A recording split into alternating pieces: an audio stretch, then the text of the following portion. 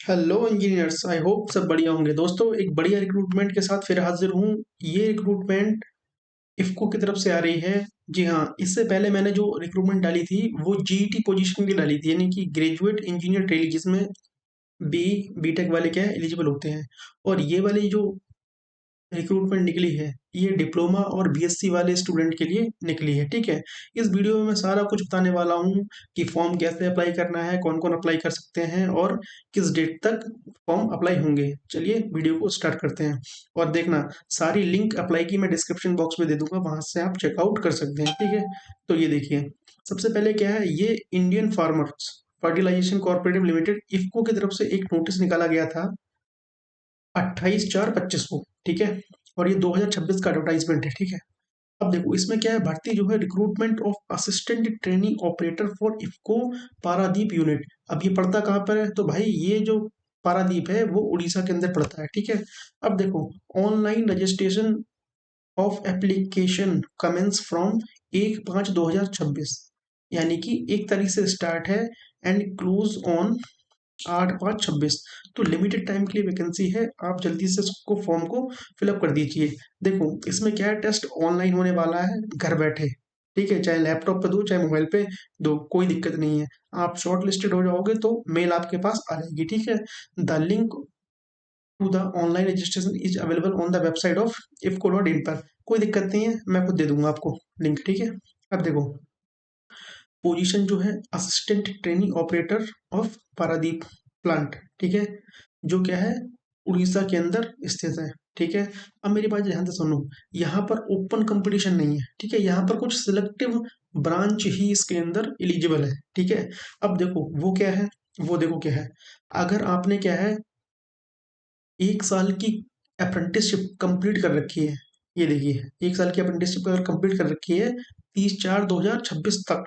ठीक है, वो भी जो अप्रेंटिस होती है ना वो 1961 एक्ट के तहत कराई जाती है। चाहे वो अप्रेंटिस आपने फास्फोटिक फर्टिलाइजेशन इंडस्ट्री से की हो। ठीक है, कोई भी इंडस्ट्री चलेगी फर्टिलाइजर की, चाहे हैवी केमिकल इंडस्ट्री से किया हो, मतलब केमिकल में होना चाहिए, और पेट्रोलियम इंडस्ट्री में किया हो, या फिर क्या है पेट्रोकेमिकल इंडस्ट्री में। जी हाँ, इसके अंदर केवल केमिकल ब्रांच वाले ही एलिजिबल हैं, चाहे आपने डिप्लोमा किया हो चाहे आपने बीटेक सॉरी चाहे आपने बीएससी की हो, बीटेक वाले एलिजिबल नहीं है। ठीक है, देखो, दो पोस्ट है असिस्टेंट ट्रेनिंग ऑपरेटर। ठीक है, इसमें अंदर क्या है कि डिप्लोमा इन केमिकल इंजीनियरिंग और 60% क्या है मार्क्स होना चाहिए मिनिमम। ठीक है, जनरल के लिए, और एससी के लिए क्या है 55% क्या है मार्क्स होने चाहिए, 5% इस पर छूट होती है। ठीक है, और 1 ईयर की अप्रेंटिसशिप आपने इन रिस्पेक्टिव इंडस्ट्री में आपने करी होनी चाहिए, वो भी केमिकल्स के अंदर, तभी आप क्या है एलिजिबल है। तो ध्यान रखना, बहुत बड़ी अपॉर्चुनिटी है, आप फॉर्म इसके अंदर भरी है। सेम असिस्टेंट ट्रेनिंग ऑपरेटर की किसमें है, बीएससी अगर आपने कर रखी है फिजिक्स एंड केमिस्ट्री से, तो आप क्या है एलिजिबल है। ठीक है, इसमें भी अप्रेंटिसशिप अलाउ करी है। ठीक है, तो भाई अप्रेंटिसशिप वाले की मौज है। ठीक है, जिनने अप्रेंटिसशिप करी है, तो बंदे बोलते हैं ना कि ये एज अ एक्सपीरियंस काउंट नहीं होता, यहाँ पर होगा। ठीक है, अब देखो, सबसे पहले इनने बोला है कुछ इंपॉर्टेंट पॉइंट कि candidate possess diploma under recognize lateral entry. जी हाँ, अगर आपने 12th के बाद लेटरल से 2 साल का किया है तब भी आप एलिजिबल है, आईटीआई के बाद 2 साल से किया तब भी आप क्या है एलिजिबल है। ठीक है, अब बात करते हैं कि एज रिलैक्सेशन क्या है। तो देखो, minimum age and maximum 27 year चाहिए।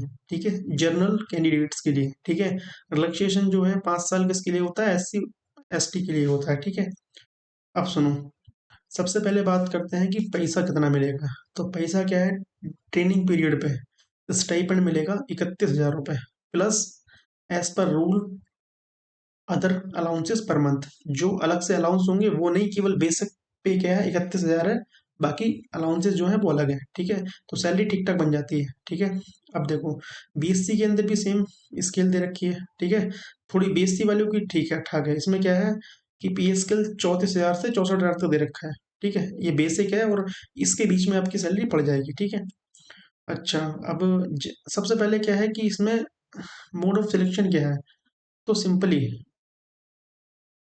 आप फॉर्म भर देंगे, आपके पास मेल आएगी, और मेल पे आपका आईडी पासवर्ड सब कुछ होगा, आपको उसी दिन लॉगिन करना पड़ेगा, घर बैठे आप दे सकते हैं और थोड़ा बहुत चीटिंग भी कर सकते हैं, कोई दिक्कत नहीं है। मैंने भी खुद दे रखा है इसका, इवन मैं सेलेक्ट भी हो गया था, ठीक है। पर मेरा आईयूसीएल के अंदर हो गया था, बीएससीएस के अंदर हो गया था, तो मैंने दूसरी ज्वाइन कर ली थी दिल्ली के अंदर, ठीक है। और प्रेजेंट टाइम में तुम्हारा भाई असिस्टेंट लोको पायलट है, ठीक है। अब सुनो जरा, अप्लाई कैसे करना है, इस लिंक पे करना है, मैं खुद दे दूंगा, ठीक है। जैसे ही आप इस पे क्लिक करेंगे, आप सीधे पहुंच जाएंगे इसके ऑफिशियल फॉर्म पे। अब देखो, पिछली वीडियो में बहुत सारे बंदों के कमेंट आए थे कि सर फॉर्म में ये दिक्कत आ रही है, वो दिक्कत आ रही है। नहीं, कोई दिक्कत नहीं है, मैं आपको बताता हूँ कैसे करना है। देखो, फर्स्ट नेम, लास्ट नेम क्या है आपका, ठीक है। पहले जैसे मेरा नाम रवि कुमार है, तो मैं रवि डालूंगा, लास्ट में कुमार डालूंगा, ठीक है। क्वालिफिकेशन आपकी डिप्लोमा बीएससी जो भी है वो आप डाल देंगे, ठीक है। नेम ऑफ एम्प्लॉयमेंट, देखो एम्प्लॉयमेंट एक्सचेंज कुछ नहीं डालना, ठीक है। ये सब कुछ नहीं डालना, यहाँ डालना है आधार नंबर, ठीक है। फादर्स नेम डालना है, ऑक्यूपेशन उनका क्या करते हैं वो, मदर्स नेम डालना है, ठीक है। एड्रेस डालना है, और किस स्टेट से हो, मोबाइल नंबर डाल के ओटीपी वेरीफाई कर लेना है यहाँ पे, ठीक है। सिटी कहाँ से आप बिलोंग करते हो, पिन कोड क्या है, और ईमेल यहाँ पे डालनी पड़ेगी आपको, ठीक है। डोमिसाइल कहाँ का है, उत्तर प्रदेश के रहने वाले तो वहां से डाल, जहाँ का डोमिसाइल हो वहाँ की डेट ऑफ बर्थ डालनी पड़ेगी। कैटेगरी कौन सी है, एस सी एस टी या फिर ओबीसी जनरल, जेंडर क्या है, ठीक है। और इसमें तो नो कर देना, ठीक है। इसमें क्या है, नो कर देना। और सन ऑफ डॉटर डिक्रीज, इसमें भी क्या है, नो कर देना, क्योंकि इफको में आपका कोई रिलेटिव नहीं है, ठीक है। अब एजुकेशनल क्वालिफिकेशन क्या है, 10th का डालना है, 12th की कंपलसरी है, डालो डालो वरना मत डालो, ठीक है। अच्छा, अब देखो ये इंपॉर्टेंट है भाई, ये जरूर डालना, क्योंकि इंटरव्यू जब होता है ना, तो इसका बड़ा काम में आता है। आपसे पूछते हैं कि आपने क्या सीखा है आज तक। इसमें ट्रेड पड़ेगी, कितना पीरियड से कब तक, कब स्टार्ट किया कब खत्म किया। नेम ऑफ स्टेब्लिशमेंट, यानी कि किस कंपनी में, ठीक है। अप्रेंटिसशिप का एक रजिस्ट्रेशन नंबर होता है जो एनएटीएस देता है एक, ठीक है, यूएन नंबर, वो यहाँ पर क्या डालना है, ठीक है। अगर एक्सपीरियंस है तो आप डालिए, ठीक है, वरना कोई दिक्कत नहीं है। ये टिक लगा हुआ आ रहा है तो आप एक्सपीरियंस डिटेल्स में, देखो जाहिर सी बात है कि आप 1 साल की अप्रेंटिस करिए तो कहीं काम तो करते होंगे, तो आप उसको यहाँ पर क्या फिल कर दीजिए, अगर नहीं हो तो उसी को फिल कर दीजिए, कोई दिक्कत नहीं है, ठीक है। अच्छा, अब देखो अटैचमेंट में क्या है, इन्होंने बोला है कि कुछ भी अटैच करना, सिंगल पीडीएफ में अटैच करना है, ठीक है। जिसमें क्या है, 10th 12th graduation and experience, ठीक है, एंड रिस्पेक्टिव क्वालिफिकेशन, ठीक है। यहाँ पर सबसे पहले अपना फोटो, फिर अपने सिग्नेचर, ऑल डॉक्यूमेंट यहाँ एक सिंगल पीडीएफ में सबको कर लेना और नेट से मर्ज कर देना, वो फिर लगा देना, ठीक है। और ये डेट लगाने के बाद, प्लेस डालने के बाद सबमिट कर देना, ठीक है। तो मेरे को लगता है कि आपको जिस वीडियो में बताने योग्य नहीं बताया, फिर भी अगर कोई दिक्कत आती है तो आप कमेंट कर सकते हैं, ठीक है। और ध्यान रखना, चैनल पर पहली बार है तो चैनल को सब्सक्राइब जरूर करना, और वीडियो को लाइक करना, बेल आइकन को हिट करना, ताकि सबसे पहले रिक्रूटमेंट प्रोसेस मैं दे रहा हूँ तो सबसे पहले नोटिफिकेशन आएगा, ठीक है।